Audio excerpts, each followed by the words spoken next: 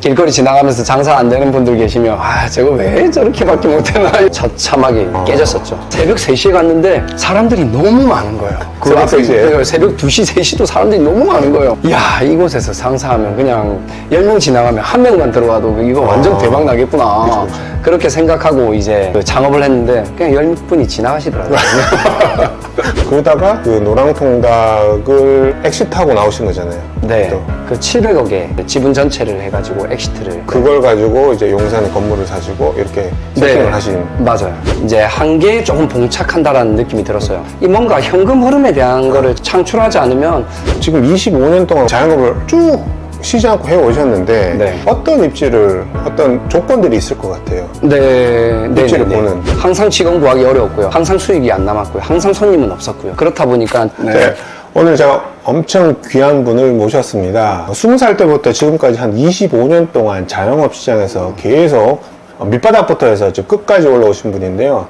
현재 용산에 건물을 갖고 계시고 약 200억대의 부동산 자산가, 저희 또 지인이시기도 하고 개인적으로도 굉장히 존경하는 형님을 모셨습니다. 이 대표님과 함께 자영업을 시작하시는 분, 그 다음에 또 자영업을 준비하시는 분, 그리고 또한 상가 투자에 관심 있는 분께서 보시면은 살아있는 정보를 얻으실 수 있다라고 생각이 들어서 제가 귀한 분 모시고 여러 가지 이야기들을 들어보는 시간을 갖도록 하겠습니다. 반갑습니다. 반갑습니다. 네, 자기소개 좀 부탁드리겠습니다. 아, 네. 저는 이제 김주봉이라고 하고요. 장사만 이제 계속 했던 것 같아요. 지금까지 했으니까 한 25년 정도 장사 관련된 업에 계속 있었었고, 부동산 관련된 것도 이제 관심이 있다 보니까 한 10년 전부터 꾸준히 매입도 하고 뭐 그랬던 것 같아요. 대표님 용산 건물에도 저도 저희 아들도 같이 가가지고 그 건물 네, 옥상에서 캠핑도 옥탑에서. 한 2번 했었죠. 네, 2번 했었어요. 한강로 변에 있는 상업지역 건물주이십니다.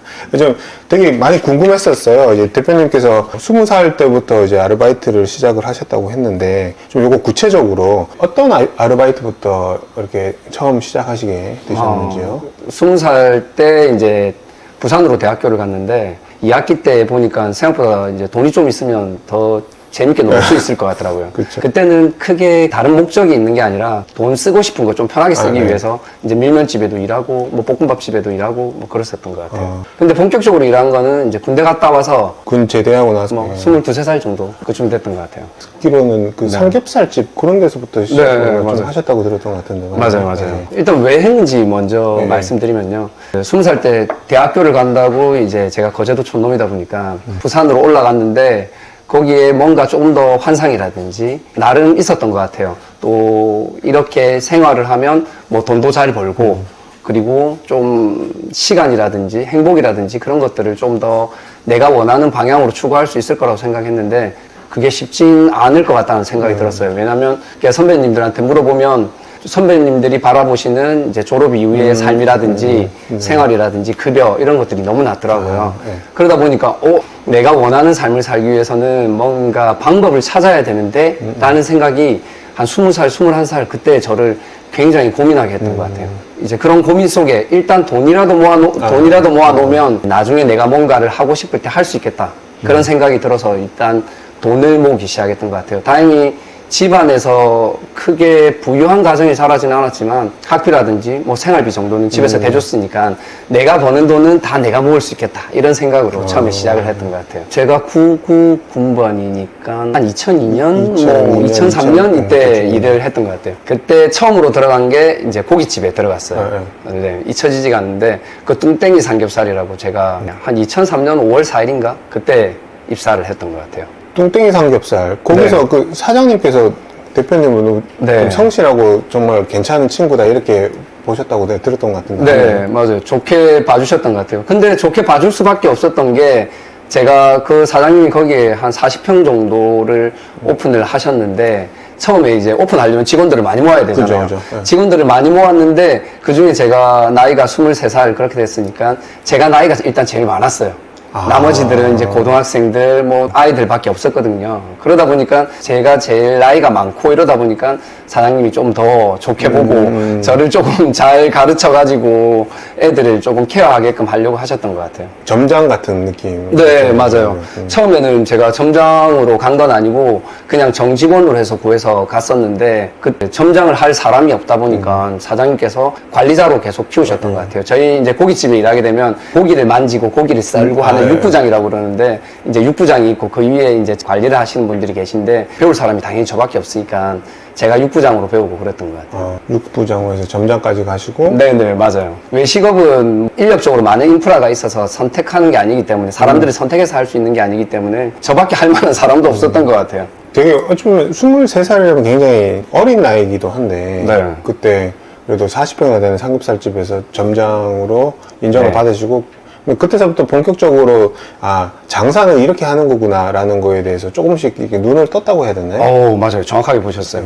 그때 저는 이제 아까 말씀드린 것처럼 돈을 빨리 벌어야 되겠다는 생각이 왠지 모르게 그때 저한테 그냥 조금 감싸고 있었던 키워드였던 것 같아요. 집을 사고 결혼을 하고 이렇게 했을 때는 아무래도 내 받는 월급으로는 도저히 불가능하다라고 생각이 들었었거든요. 제가 그냥 짧은 지식으로 아는 거는 장사는 될 것 같은데 이런 생각이 그냥 무작정 있었어요. 근데 장사라는 거는 제가 그때 당시만 하더라도 젊은 분들이 지금처럼 이렇게 막 준비를 해가지고 창업하는 그런 시대가 아니라 없었어요. 맞아요. 그때는 좀 나이 드신 분들이 그냥 뭐 퇴직할 때쯤 맞아요. 그렇게 해가지고 뭐 창업을 한다든지 그렇게 했었던 맞아요. 시절이었어요. 그러다 보니까 저는 1차적으로 돈을 먼저 모으고 그리고 나서 졸업하면 취직을 해야 되니까 최대한 빠르게 퇴사한다. 약간 이런 컨셉으로 이제 뚱땡이 삼겹살에 들어가가지고 이제 일을 했었는데 거기 사장님이 32살이셨어요. 그래요? 사모님께서 28살이시고 그러셨거든요. 그러다 보니까 사장님을 보면서 제가 조금 생각에 전환점이 생겼어요. 이거 이러면 잘하면 졸업하고 굳이 취직을 하지 않고도 지금 여기서 열심히 하면 창업할 수 있겠는데? 그죠. 약간 이런 생각이 좀 들었어요. 사장님도 그때 저를 좀 좋게 보셨다 보니까 고기 이제 손질하는 거라든지 한 달 정산하게 되면 이제 정산표라든지 이렇게 하면 얼마 남는다. 장사는 좀 이렇게 해야 된다. 이런 것들을 이제 많이 가르쳐 주셨어요. 그러다 보니까 제가 너무 재밌게 학교 다니면서 일을 하긴 했었는데 너무 재밌게 일을 했었어요. 어찌 보면 되게 20대 초중반 나이에 그렇게 점장 일을 하면서 어떤 한 가게, 그것도 어찌 보면 기업이라고 할 수 있잖아요. 전체 매출에서 뭐 자재비는 얼마 나가고 임대료, 네. 인건비, 맞아요. 그 공과금 내고 나면 네. 얼마만큼의 순이익이 남는지 맞아요. 그런 구조를 그때 딱 알게 되신 거예요. 맞아요. 뭐 어떻게 보면 일개 직원이고 월급만 주면 땡인 그런 저희들한테 굳이 저한테만 얘기해 주신 게 아니라 그때 이제 직원으로 일했던 친구들이 많이 있었어요. 저 말고도 한 6, 7명 정도 있었는데 그 친구들한테 다 이제 오픈을 해주셨어요. 얼마를 벌었고 물건 값은 얼마나 나왔고 뭐 이런 것들을 다 보여주셨어요. 그러다 보니까 그때 당시에 제가 본 숫자는 한 달에 이제 사장님께서 한 1,000만 원 이상을 버셨어요. 32살 젊은 네, 사장님께서. 사장님께서. 그러다 보니까 제가 이게 눈이 막 이만해졌었어요. 그죠. 네, 사장님 밑에서 열심히 하면 이 부분이 내가 고민하는 부분이 해결될 수도 있겠는데 그런 생각을 하면서 학업하고 정직원 일을 병행하는 게 좀 힘들었었는데 그러니까 그 당시에 2003년, 2004년도에 일반 직장인들 월급이면 한 200만 원, 250만 원 그 정도 했던 걸로 제가 기억이 나는데 그 정도 될 것 같아요. 근데 32살 그 삼겹살집 사장님께서 1,000만 원씩 그렇게 수익을 얻는 걸 보시니까. 맞아요. 그러면은 대표님은 학교랑 여기 삼겹살집을 같이 병행을 하다가 네. 언제 그러면 내 가게를 직접 딱 오픈을 하셨던 거예요? 29, 5월에 오픈을 했고요. 뚱땡이 삼겹살이 이제 부산에 여러 군데 있었어요. 부산대점에 제가 일을 했었는데 남포동 뚱땡이 삼겹살에 가서 일을 했어요. 거기는 점장으로 갔어요.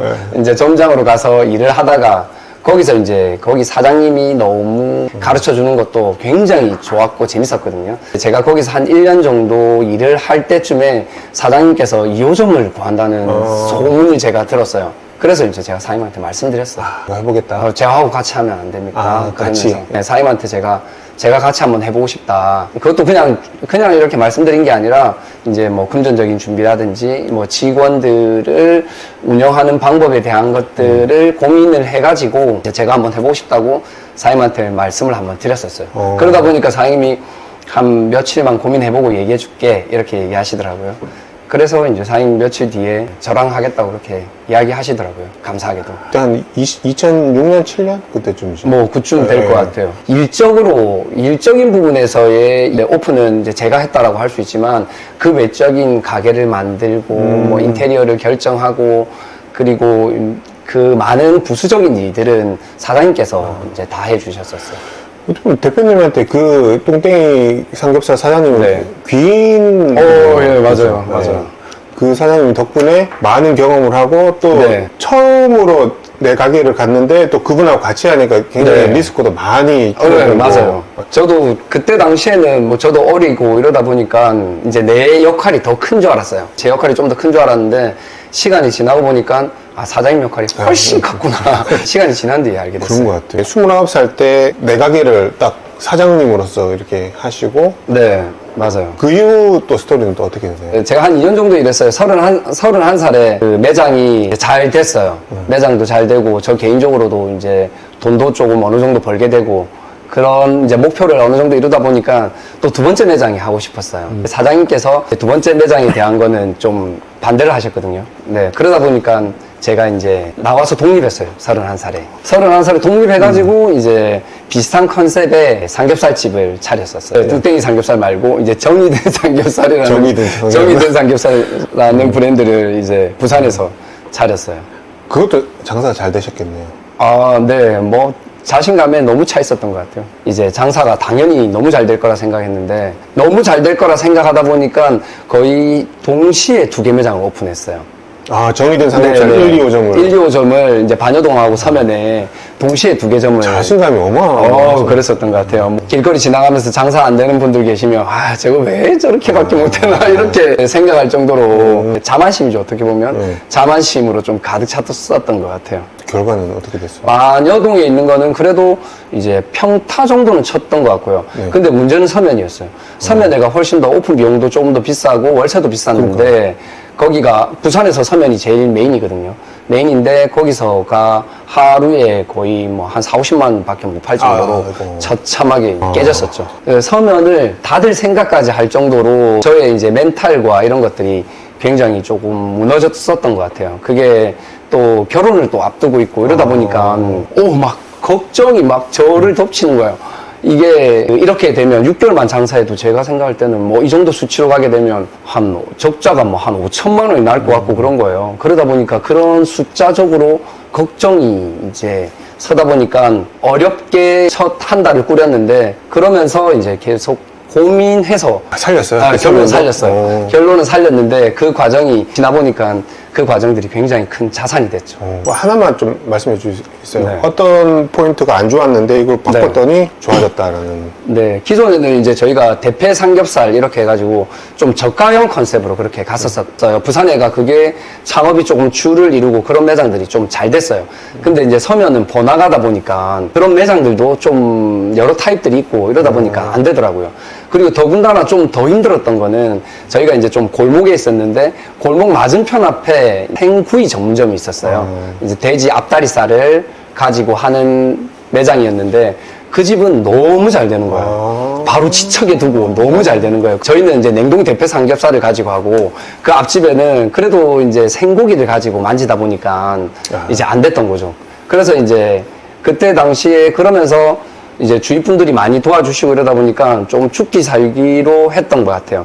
그러면서 그래 내가 차라리 퍼주고 죽는다 약간 요런 마인드를 먹었고요. 첫 번째는 그런 마인드를 어차피 안 될 거면 퍼주고 안 되는 게 더 낫다고 생각했어요. 그렇게 마인드를 먹고 두 가지가 제일 주요했던 것 같은데 첫 번째는 저희가 그때 당시에 미국산 수입인데 냉장 삼겹살이 있었어요. 네. 예, 그래서 이제 그 냉장 삼겹살을 선택해가지고 최저 마진으로 해서 메인 간판 메뉴를 그걸로 바꿨어요. 앞집은 국내산 이제 닭다리살을 가지고 생으로 메인으로 한다라고 하면 어차피 소비자들은 생삼겹을 더 좋아하니까 수입이란 말은 좀 뒤에 두고 이러면서 뭐 올리지 않은 생삼겹살 뭐 2,500원 뭐 이렇게 해가지고 했던 게 제일 주요했던 것 같고 두 번째는 그때 당시에 굉장히 북허정이라는 카페가 부산에서는 굉장히 잘 됐어요. 북허정을 통해서 오시는 분들은 10% 할인 거기다가 이제 나가실 때 10% 적립 뭐 이렇게 했었어요. 생삼겹을 저렴하게 해서 차려놓으니까 이제 사람들이 좋아할 만한 메뉴를 만들어 놓고 포인트라든지 마케팅이라든지 그렇게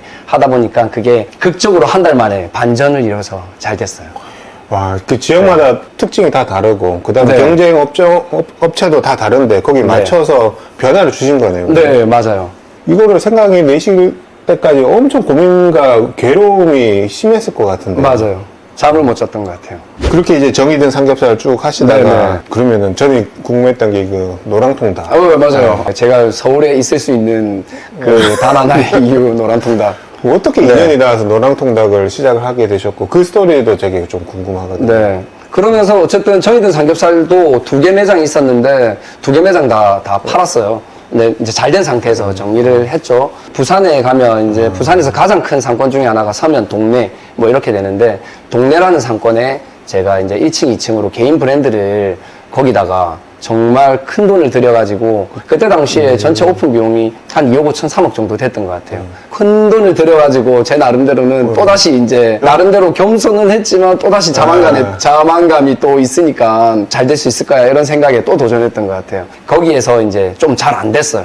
잘 안 됐는데 이제 거기에서 우연히 이제 노란통닭 동네점을 하는 친구를 만났어요. 근데 우리가 이제 상권이 A+급지라고 비교를 한다라면 그 친구는 C-급지에 앉아 있었어요. C-인데 이제 매출이나 손익으로 비교하면 저희가 C-, 그 친구가 A+인 거예요. 그러다 보니까 이거 뭐지? 내가 이때까지 고깃집만 알고 이때까지 이제 계속 해왔는데 이 뭐길래 이렇게 잘 될까? 그러면서 노란통닭에 관심을 가졌어요.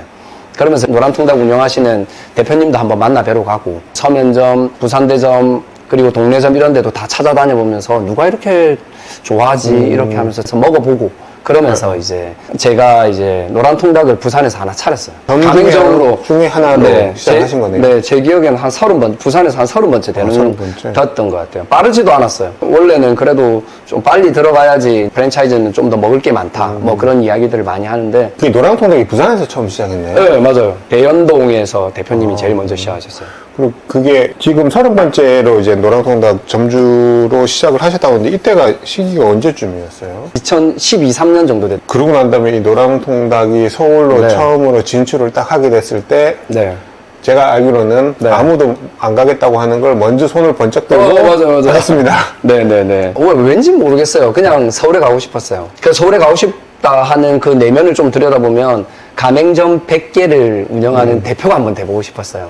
그러면서 이제 무작정 서울에 가고 싶다라는 게 저희가 항상 생각하고 누굴 만나면 네 앞으로 뭐 할 거야? 나 서울 가서 장사할 거야. 이럴 정도로 계속 서울에 대한 것들이 좀 꽂혀 있었어요.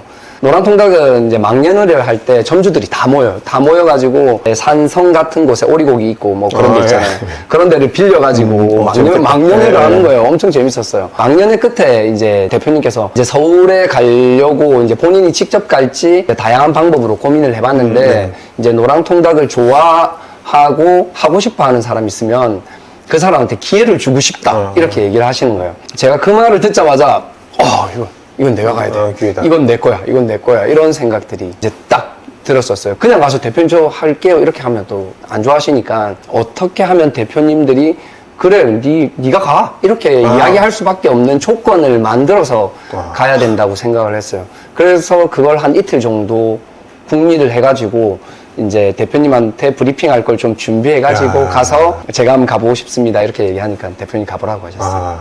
그 1호점이 어디였나요? 그 1호점이 홍대점이었어요. 홍대점. 네, 홍대점. 최고 격전지로 네, 바로 가셨네요. 네, 맞아요. 네. 어떠셨어요? 처음은 항상 그랬던 것 같아요. 항상 이제 기대에 부풀러서 뭔가를 시작하고, 근데 이제 시작하게 되면 처음에 소비자들이 반응하는 거는 우리 생각하고는 좀 다르고 그랬던 것 같아요. 처음 그래서 한 2달 정도는 이제 소비자들이라든지 인근에 계신 분들이 조금 반응이 그렇게 좋지는 않았어요. 우리는 부산에서 이게 시장 통닭이라는 컨셉으로 들고 왔는데 이거 서울시장 통닭은 이런 거 아닌데 이렇게 말을 많이 하셨고, 그리고 주변에 장사하시던 분들도 오셔가지고 이거 좀 좀 예를 들면 튀김은 좀 딱딱한 것 같다, 소스는 좀 너무 단 것 같다, 부정적인 피드백을 많이 주셨어요. 그러다 보니까 이게 서울에서 통하겠다라는 확신이 드는 데까지는 또 조금 시간이 걸리고, 부산에서 했던 것처럼 다양한 노력을 하지 않으면 안 될 수 있겠구나 이런 생각이 들어서 열심히 또 했어요. 그러니까 서울 고객 입장에서 봤을 때는 처음 보는 브랜드고, 네, 뭐지? 맞아요. 생소하고 맨날 가던 데 있으면 가지 갈 요인이 없었는데, 그래서 좀 힘들었다가 또 분명히 뭔가 변화를 주신 것 같은데, 네. 그 홍대점에서는 어떤 또 변화를 주셨는지 그게 또 궁금합니다. 홍대점 같은 경우에는 어쨌든 저희가 홍대점을 선택한 거는 앞에 유동인구가 너무 많은 거예요. 그렇죠. 새벽 3시에 갔는데 사람들이 너무 많은 거예요. 그 새벽 앞에 3시에? 새벽 2시, 3시도 사람들이 너무 많은 거예요. 그래가지고 제가 이걸 보면서 야, 이곳에서 상사하면 그냥 10명 지나가면 1명만 들어와도 이거 완전 대박 나겠구나. 그쵸. 그렇게 생각하고 이제 그 창업을 했는데 그냥 10분이 지나가시더라고요. 이제 지나고 가셨어요? 10분이 그냥 지나가 가시더라고요. 예, 그래가지고 어쨌든 우리 거를 좀 더 알려야 되겠다. 이렇게 해서 치킨 한 마리가 있잖아요. 그러면 이제 바깥에서 시식 행사도 하고, 저희가 배달도 같이 했으니까 우리 거를 주문해 주실 만한 뭐 예를 들면 만화빵이라든지 아니면 스크린 골프장이라든지 그런 것들도 다 이제 저희가 작게 포장을 해가지고 갖다 전단지하고 쿠폰하고 드리면서 저희 거 좀 주문해 달라. 매장 내에서 할 수 있는 거는 그렇게 하고, 그때 당시에는 마케팅이 지금보다는 조금 더 심플했던 것 같아요. 이제 네이버만 조금 더 신경 쓰면 조금 잘 됐었던 것 같거든요. 이제 블로그라든지 그런 것들을 본격적으로 좀 하다 보니까 한번 손님이 조금 붙기 시작하니까 생각보다 빨리 붙었어요.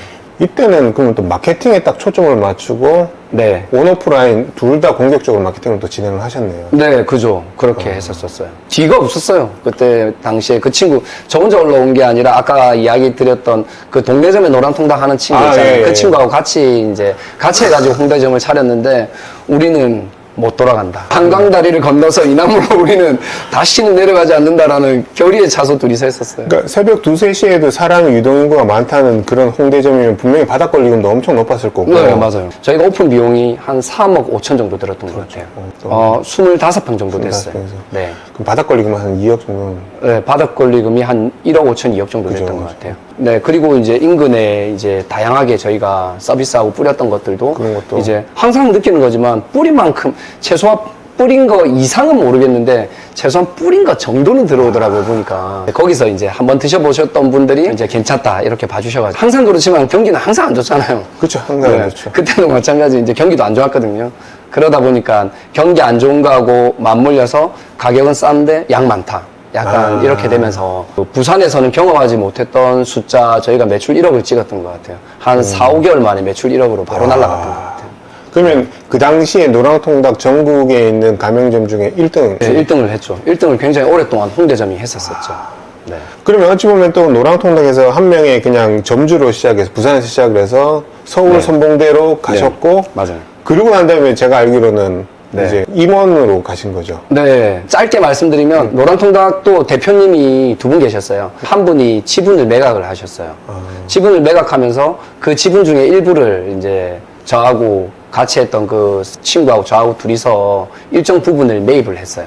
그러면서 지분을 매입하다 보니까 직접 가서 일을 해야 된다고 생각했어요. 그래서 저는 기본적으로 새로운 거 일하는 걸 좀 좋아하는 것 같아요. 그러다 보니까 제가 그 일을 가서 해보고 싶었어요. 그래서 지분을 매입한과 동시에 제가 거기 임원으로 들어가서 일을 했어요. 그러니까 주식을 갖고 있는 주주이자 임원이지만 또 점주로서도 맞아요. 그러다가 이제 그 노랑통닭을 엑시트하고 나오신 거잖아요. 네, 또. 엑시트 했죠. 그거 좀 구체적으로 조금 말씀. 네, 저희 뭐 인터넷만 쳐보면 뭐 다 나오는 내용인데요. 그 700억의 지분 전체를 해가지고 엑시트를 했었어요. 우리나라 상장사인데요. 거기에 이제 저희가 지분 전량을 매각을 했어요. 결국은 주식을 판매한 금액이 한 번에 목돈이 확 들어온 거잖아요. 그죠. 한 번에 다 들어오죠. 그리고 그걸 가지고 이제 용산에 건물을 사시고 이렇게 세팅을 하신. 맞아요. 네. 한편에 무슨 드라마 아니면 영화를 보는 그런 네. 느낌인데요. 정말 자수성가해서 어떤 부모님이나 어떤 누군가의 도움이 아니라 스스로 하나씩 하나씩 다 읽고 가신 그런 느낌을 굉장히 좀 강하게 받고 있고 네. 대단하십니다. 말씀드린 것만 해도 뚱땡이 삼겹살부터 이제 네. 정해진 삼겹살, 맞아요, 맞아요. 그 다음에 네. 설의 갈매기 고깃집이 있었고, 네. 개인 브랜드는 그 외에도 많이 네. 했었어요. 그리고 이제 트렌드를 또 바꿔서 이제 통닭 쪽으로 해서 이제 노랑 통닭을 하고 네. 주주가 되면서 또 엑시트를 하시고 네. 어떻게 보면은 주식으로 번 돈을 부동산에 묻어두신 거잖아요. 네. 그리고 다시 지금 또 새로운 걸 또 시작하고 계시잖아요. 네. 맞습니다. 저희가 촬영하고 있는 곳이 이게 코시라는 우동과 돈가스를 전문하는 전문점. 이건 또 어떻게 시작하게 되셨는지도 궁금합니다. 제가 이제 부동산을 하다 보니까 이제 한계에 조금 봉착한다라는 느낌이 들었어요. 그 이유 중에 하나가 이 뭔가 현금 흐름에 대한 거를 창출하지 않으면 부동산 투자도 단타 치는 그런 부동산이 제가 생각할 때는 생각만큼 그렇게 많지는 않다고 보이더라고요. 그리고 이제 조금 더 보유하고 갔을 때 토지든 건물이든 뭐 좀 더 훨씬 더 많은 수익을 가져다 준다라고 저는 개인적으로 생각하고 있는데, 그러다 보니까 그런 것들을 오랫동안 보유하려고 하니까 현금 흐름이 좀 더 만들어져야 된다라는 것을 계속 생각했어요. 그러면서 현금 흐름을 좀 뭘로 만들까 그렇게 고민을 많이 했어요. 뭐 상가를 매입해서 만들어야 돼, 상가를 좀 더 추가적으로 매입해서 만들어야 되나, 아니면 다른 일을 해봐야 되나, 그렇게 생각했는데 원점에서 많이 고민해 보잖아요. 내가 뭘 제일 잘하지? 내가 뭐를 제일 잘하지라는 것을 고민했을 때 외식업이더라고요. 그래서 이제 외식업을 시작하게 됐고요. 그리고 지난 제어의 과거를 돌아봤을 때 외식업을 그러면 하게 되면 어떤 외식업을 했을 때 내가 성공했지? 내가 잘 됐지? 이런 거를 또다시 돌아봤어요. 그렇게 돌아봤을 때 그런 의사결정을 했던 게 이 자가제면 우동하고 이 수제 돈카츠, 이 콧이라는 아이템이 저한테 맞았던 것 같아요. 그러다 보니까 이쪽으로 창업을 했어요. 그러니까 지금 네. 대표님이 제 기억으로도 1호점을 강남 매봉역에 네, 하시고, 맞아요. 2호점을 길동에 하시고 길동에 했어요. 3호점을 여기 이수. 이수 여기서 지금 4호점까지 했어요. 4호점은 건대점 오픈한 지 이제 한 달 넘었어요. 건대점까지 4개 점 오픈했어요. 서울에 알짜 지금 상권들은 다 쏙쏙쏙쏙 좀 들어가고 계시네요. 네. 그럼 코시도 좀 목표가 그러면은 네. 저희 가맹 점수를 한 네. 100개 이렇게까지 늘리시는 걸 목표로. 이제 코시는 지금 일단 4개 매장에서 스탑을 해서 이제 4개 매장을 좀 더 육성하고 그 매출이라든지 손익을 좀 더 개선을 해야 되거든요. 그래서 그런 작업들을 지금 하고 있고, 이걸 가지고 프랜차이즈를 한다라는 생각은 하고 있진 않아요, 아직까지. 그러니까 지금 대표님 보시면 지금 25년 동안 어마어마하게 많은 맞아요. 자영업을 쭉 쉬지 않고 해오셨는데 네. 대표님만의 그런 노하우라고 해야 되나요? 어떤 입지를 어떤 조건들이 있을 것 같아요. 네. 입지를 보는 네네. 그런 거에 대해서 조금 부탁드리겠습니다. 브랜드마다 아무래도 이게 우리가 네. 부동산을 보더라도 많은 네. 조건들이 너무나 많이 붙지 않습니까? 제일 먼저 생각하는 게 이 브랜드하고 이 상권이 맞는지를 먼저 보는 것 같아요. 이제 맞는지를 제일 먼저 보고 난 그쵸. 뒤에부터는, 그 다음 요즘 어플들 잘 나와 있는 것들이 정말 많거든요. 그러니까 네, 나이스 맞아요. 비즈 맵을 통해서 이제 유동인구를 보고, 그리고 오픈업을 통해 가지고 매출이라든지 그 시간대별 오는 맞아요. 고객 숫자라든지 네, 고객 맞아요. 분포도라든지 그런 것들을 네. 또 보기도 하고, 그러면서 이제 좀 더 확신의 숫자를 더해가는 그런 과정들이 필요한 거죠. 그럼 예를 들면 이런 이제 코시처럼 돈가스랑 우동을 파는 네. 이런 곳이면은 어떻게 보셨어요? 30대 남자 여자분이 제일 많이 오시더라고요. 네. 저희가 봤을 때는. 그리고 이제 코시 자체가 저희가 자가제면 우동집이다 보니까 안에 제면 기계라든지 자체적으로 거의 뭐 돈가스 만드는 것부터 시작해가지고 다 만들다 보니까 주방 평수가 좀 더 필요하더라고요. 예. 최소 평수가 30평 정도 되고 주차 여건이 따라주는 곳에서 이제 매장을 좀 구했어요. 결국은 브랜드, 이게 삼겹살집이냐 치킨이냐 아니면 네. 돈가스냐에 따라서 그걸 이용하는 고객층이 다 달라지고 네. 거기에 맞아요. 맞춤식으로 입지가 선정이 되고 면적도 네. 선정이 되고 네, 맞아요. 결국은 이게 매출이 났을 때 돈을 버는 걸 목적으로 하다 보니까 임대료가 또 너무 비싸서 네. 면은 또 이게 남는 게 없으니 맞아요. 그런 측면에서 봤을 때 이런 뭐 돈가스라든지 삼겹살집 같은 경우는 전체 매출액 대비 네. 적정 임대료 퍼센티지는 몇 프로로 하면은 적당할까요? 코시에서는 5,500 정도 기준에서 월세 한 6, 700까지가 이제 상한선이더라고요. 수 있는? 네, 버틸 수 있는 상한선이더라고요. 근데 그게 넘어가게 되면 손실이 날 수 있겠더라고요. 근데 코시가 지금 적정한 조건에만 앉으면 5,500 정도는 매출이 나올 수 있겠다는 생각이 들었어요. 그러다 보니까 월세 6, 700 안에서 구한다. 30평에 주차여건 되고 그렇게 생각하고 있어요. 근데 대표님도 잘 아시겠지만 많은 분들이 자영업을 네. 시작하실 때 이렇게 구체적으로 매출 대비 적정 임대료 이런 숫자를 생각을 좀 많이 안 하시는 분들이 꽤 너무 많잖아요. 많죠. 네. 꽤 많은 게 아니라 거의 대다수 분들인 그러니까요. 것 같아요. 네. 네. 그래서 이런 부분들을 좀 미리 좀 고민 좀 하고 네, 하셨으면 맞아요. 좋겠- 저희는 이제 그런 숫자들을 굉장히 중요하게 생각해요. 이제 외식업 같은 경우에는 적정 임대료라든지 뭐 그런 것도 조금 중요한데 그런 것보다 더 이제 외식업을 선택할 때는 아무래도 이제 물류비라는 게 있어요. 네네. 우동을 만들고 돈가스를 만드는데 들어가는 물건 값이죠. 그런 물건 값의 비율이라든지 그런 것들을 전체적으로 나래비 해가지고 이제 봐야지 단순히 임대료만 봐가지고 되는 건 그렇죠. 아닌 것 같아요. 그 안에서도 어쨌든 중요도를 따지려고 하면 물류비가 더 중요하지 않을까라고 생각이 들거든요. 그러면서 저희가 이제 정산하는 거를 와. 보시면 항상 숫자적으로 이야기를 많이 하려고 노력해요. 식자재 지출. 그러면서 이제 퍼센테이지까지 다 내는 거죠. 매출에 대한 퍼센테이지.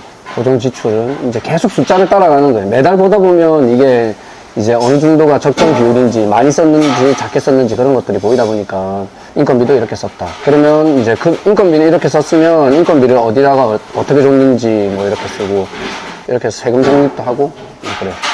세금 적립까지 다 있어요. 숫자 따라가야 돼, 숫자. 숫자 따라가야지, 어쨌든, 숫자 따라가고 그 숫자들을 계속 맞다, 안 맞다, 그 논리들을 계속 파악해야지, 아무래도. 근데 그 기준점도 없이 이제 외식업을 출발하는 사람들도 정말 많거든.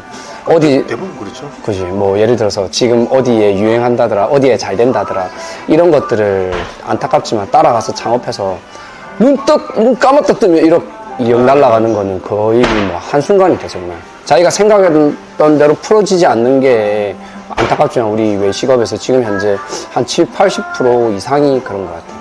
근데 갑자기 문득 드는 생각이 프랜차이즈 업종들 같은 경우는 점포 개발해 주시는 그 직원분께서 오셔가지고 디테일하게 막 말씀해 주시잖아요. 매출은 어떻고. 근데 그거 잘 안 맞죠, 사실. 회사 입장에서 손익을 계산하고 그러다 보니까 좀 숫자가 맞다 안 맞다를 떠나서 약간의 왜곡을 통해서도 이게 점주 입장에는 다르게 보일 수 있거든. 좀 포장된 숫자. 그지. 일반 프랜차이즈에서는 아무래도 이게 손익이 잘 나게끔 꾸며야지만이 이제 그 창업이 많이 이루어지니까 그런 걸 가지고 좀 자극적으로 홍보를 많이 하는 거지. 지금 대표님 이게 지금 네. 엑셀 자료만 봐도 제가 느끼는 게 경험이 없으신 분이 무턱대고 시작하는 건 정말 안 될 것 같아요. 그럼요. 요즘은 더 그런 것 같아요. 제가 장사를 처음 했을 때만 하더라도 경험이 없어도 그냥 내가 그 안에서 노력을 하면 좀 되는 시절이었는데 요즘은 경험하지 않고 도전하는 건 굉장히 위험하다고 생각이 들어요. 어디에서 좀 잘 되는 집에 가서 맞아요. 예, 급여를 맞아요. 안 받더라도 맞아요. 일하는 급여도 생각- 줘요. 요즘은 급여도 줘요. 이렇게 네. 좀 6개월이든 1년이든 그렇게 배움의 과정, 준비의 과정이 필요하겠구나. 네, 무조건 필요하다고 생각해요. 많이 그리고 요즘 또 외식업 하시는 분들이 젊은 분들이 굉장히 많이 하시거든요. 네, 맞아요. 그러다 보니까 이제 잘 되는 사장님들은 그런 부분들이 또 열려 있어요. 직원들한테라든지 아니면 또 물어보면 그런 것들을 가르쳐 주는 부분에서 굉장히 그거를 뭐 내 건데 안 가르쳐 줘야지 이렇게 하는 거는 조금 그게 이제 좀 지난 것 같아요. 내가 안 가르쳐 줘도 좀 잘 찾아보면 어딘가 또 다 있어요. 그러다 보니까 외식업 잘 하시는 분들은 대다수 이제 물어보고 찾아가고 이러면 잘 자기가 아는 부분에 대해서는 웬만큼은 다 가르쳐 주시는 것 같아요. 코시도 그러면 잘 알려주나요? 막 배우겠다고 하면은? 직원들이건 뭐 이렇게 제가 웬만하면 엑셀 자료 펴가면서 설명해 줬던 것 같아요. 이게 우리가 지금 이제 총 4개 매장을 오픈했잖아요. 4개 매장 오픈할 때도 직원들한테 이게 왜 우리가 이 매장을 오픈했는지를 다 설명을 다 해줬어요. 그리고 오픈 비용에 대한 구성은 어떻게 되는지 이제 이런 것들을 다 설명을 해줬어요. 장부를 깐 거네요. 그죠. 네. 네. 지금까지 대표님 해왔던 사업들 굉장히 많이 지금 네. 들어왔는데 맞아요. 이 중에 가장 후회되거나 실수했던 네. 케이스 있을까요? 뭐 너무 많은데 일단은 어려웠던 점은 분명히 있었죠. 항상 이제 제 주위 분들한테도 항상 이야기 많이 하는 것 중에 하나가 이제 최악의 상황을 아까 말씀하셨는데 자기가 느꼈던 감정이라든지 아니면 지식이라든지 이런 것들을 항상 기록해야 된다는 이야기를 많이 하거든요. 제가 이제 개인 카페, 비공개 카페를 운영하면서 그 안에 제가 일했던 거 그리고 경매 과정을 진행했던 것들 그런 것들을 제가 기록을 한 게 있거든요. 제가 굉장히 가슴 아팠던 거 한번 말씀 한번 네네. 해드릴게요. 네. 작성한 그대로 한번 읽어볼게요. 네네. 2022년도였어요. 다시 이걸 반등시키지 못했어요. 그러다 보니까 회사를 그만두고 나서 이제 자신감이 차 있다 보니까 그것들이 결국은 실패했었는데, 아싸가오리의 실패 원인 분석. 아싸가오리 폐점한 지 1년이 흘렸다. 매장이 거래되지 않은 채 폐점을 했다. 자존심에 상처도 되고 누군가가 믿기도 하고 자책도 해보고 또 다른 다짐을 해보기도 한다. 분명한 거는 변명의 여지가 없이 나의 100% 책임이다. 아유, 그때 감정이 약간 올라오네요. 나에게 내가 책임을 묻는다. 네. 그러면서 너무 무기력하게 끝났다. 한번 반짝해보지도 못한 채 일에 손님이 질질 끌려다니다가 폐점에 이르렀다. 맛은 좋았다. 자리는 뭐 그만하면 봐줄만 했다. 베스트는 아니지만 맛집을 만들어 가면 되는 자리였다. 첫 번째는 수요가 없는 장사를 했다. 그렇다고 해서 가구집이었네요. 네, 맞아요. 그렇다고 해서 유행하는 아이템도 아니었다. 실패할 이유가 없다고 생각했다. 가장 큰 원칙인 수요가 없는 장사를 했다. 내가 그때까지 잘 됐던 이유를 분석해봤다. 그랬더니 이유는 간단했다. 누구나 좋아하고 검증이 되어 있는 브랜드를 확장 초창기에 선택해서 기존 매장보다 좋은 조건으로 입점하면 되는 것이었다. 완전히 쉬웠다. 장사가 쉽다고 말하고 다녔다. 좀 더 디테일하게 실패의 원인을 분석해본다. 실패의 경험은 아싸가오리가 마지막이길 바란다.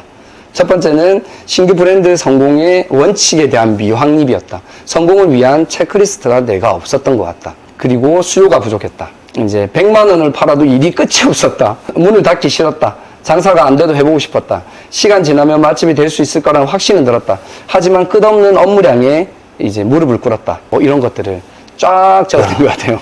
제가 옆에서 이렇게 보고 네. 있는데 내용이 좀 어마어마합니다. 네. 이거를 복귀를 하신 거잖아요. 네, 맞아요. 투자도 그렇고, 이런 일들에 대한 것들 항상 저는 복귀가 더 중요하다고 생각해요. 복귀하고 기록하고. 나보다 인사이트 있었던 사람의 이야기가 있으면 기록하고, 그리고 내가 뭔가 경험했던 게 있으면 웬만하면 그 감정까지 다 실어서 기록하려고 노력해요. 요즘에 보면은 네. 경제나 이런 내수가 너무 안 좋다는 얘기를 네, 맞아요. 진짜 많이 듣거든요. 네. 2008년, 2009년 금융위기 때보다 더 어렵다 이런 말들이 있는데 대표님이 지금 거의 25년 동안 좀 쭉 네. 오셨는데 어느 정도로 어렵다고 지금 체감하시는지 솔직하게 얘기하면 항상 늘 똑같다고 생각해요. 항상 어렵다. 네. 항상 어렵지 않은 이 시절이 있다라고 사람들 입에서 나온 거를 제가 맞아요. 들어본 적이 없어요. 항상 직원 구하기 어려웠고요. 항상 수익이 안 남았고요. 항상 손님은 없었고요. 그렇다 보니까 지금의 어려움이 제가 생각할 때는 특별함이 있다고 생각하진 않아요. 물론 그런 부분은 있어요.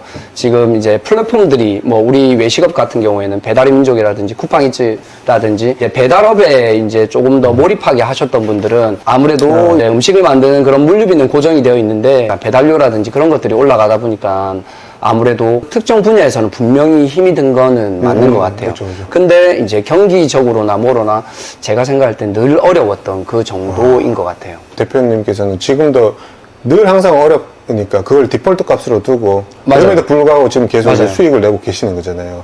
내 수익을 내려고 노력하고 있어요. 그러면은 대표님만이 물론 당연히 복합적으로 잘 되기 때문에 네. 저 매출이 수익이 나는 것 같은데 네네.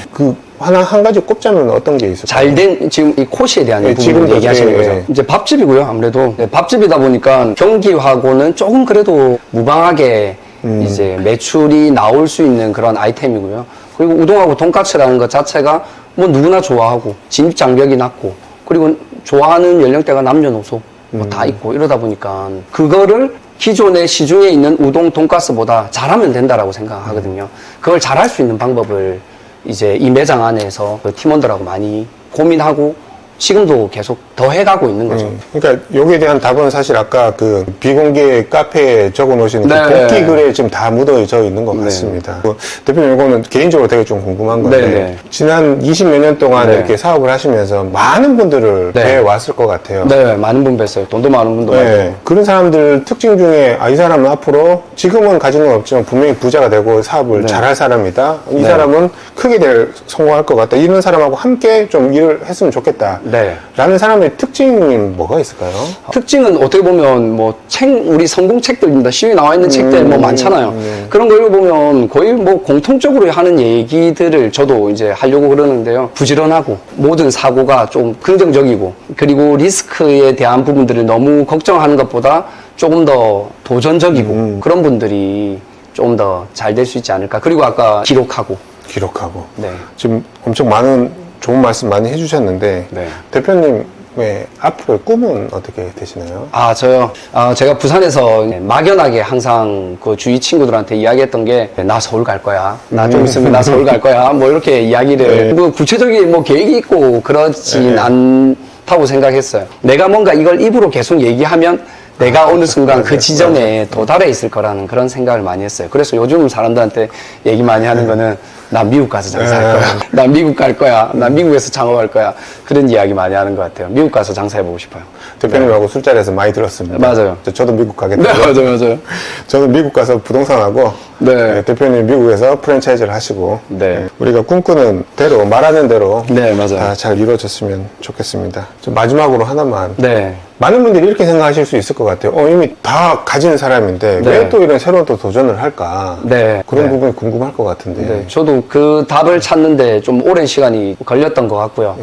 그리고 이제 제가 생각할 땐 좀 선한 영향력을 주는 사람이 되고 싶어요. 좀 우리나라에도 그렇고 외국에도 그렇고 그런 선한 영향력을 주는 사람이 되고 싶어서 지금 이렇게 노력을 하고 있고, 어쨌든 또 그 안에 내면을 들여다보면 또 제가 조금 더 잘 되고 싶은 그것도 분명히 있는 것 같아요. 분명히 있는데 이 일을 계속적으로 원동력 있게 해나갈 수 있는 그 밑바탕에는 장사적으로든 아니면 뭔가 금전적으로든 도움을 주고 싶은 이게 조금 있는 것 같아요. 네. 아마 대표님은 꾸준히 50대가 되고 60대가 되고 90대, 100세가 네. 돼도 꾸준히 뭔가 도전을 하시고 네. 자신의 일을 개척하실 것 같습니다. 네.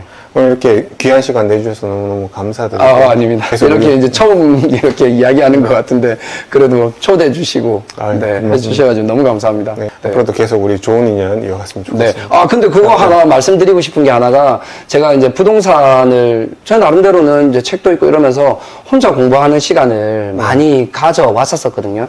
근데 언제 가장 부동산에 관련돼서 집중되게 조금 더 내가 지식이 쌓였나라는 거를 저도 한번 돌아봤어요. 네네. 그럴 때는 우리가 모임을 통해 가지고 맞아요. 우리가 공부를 하고 배웠잖아요. 네네. 그러면서 내가 부동산을 바라보는 시선도 중요한데, 나랑 비슷한 맞아요. 사람들이 맞아요. 이 부동산을 바라보는 그 시선을, 맞아요. 시선과, 그리고 나는 예를 들어서 재개발 물건을 이제 이야기를 하고 그거에 따른 공부를 한다면, 누군가는 토지, 누군가는 맞아요. 신축, 이런 부분들을 공부해가지고 이야기를 해주는 부분이 어찌 보면 그때 한 1년 조금 넘었던 맞아요. 걸로 기억나는데, 1년 넘는 시간 안에서 굉장하게 이제 지식적으로 많이 알게 됐던 것 같아요. 네. 부가관님도 이제 스터디를 운영하고 계신 걸로 알고 있는데, 그 스터디에 들어가서 이제 다른 사람을 보면서 자극받기도 하고, 맞아요. 아니면 나의 맞아요. 인사이트를 공유하기도 하고, 맞아요. 그 인사이트를 받기도 하고, 이런 것들이 굉장히 중요하지 않나라는 생각이 들거든요. 작지 않은 돈을 의사결정하는 데까지는 굉장히 많은 논리가 필요하다고 생각해요. 맞습니다. 너무 좋은 말씀 해주셨는데 혼자서 하게 되면은 진짜 막 5년 걸릴 거를 스터디에서 나가 뜻이 맞고 고수들하고 같이 있으면 진짜 한 1년 아니면 6개월 만에 맞는 말씀인 것 같아요.